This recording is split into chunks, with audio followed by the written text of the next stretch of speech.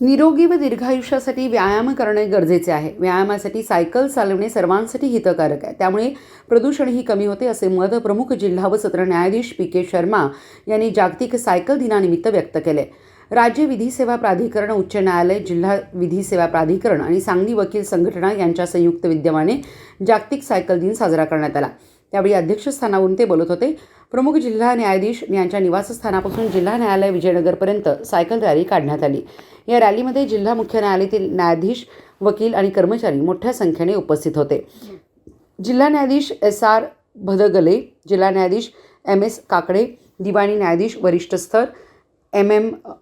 राव, मुख्य न्यायदंडाधिकारी P.P. केस्तीकर, सांगली वकील संघटनेचे अध्यक्ष किरण राजपूत, सेक्रेटरी अमोल पाटील, ॲडव्होकेट विनायक देशपांडे, विक्रांत बडेर, चिराग सोनेचा, विकास काळे, विक्रम पाटील, कुमारी ज्योती बारडोल आदी यावेळी उपस्थित होते.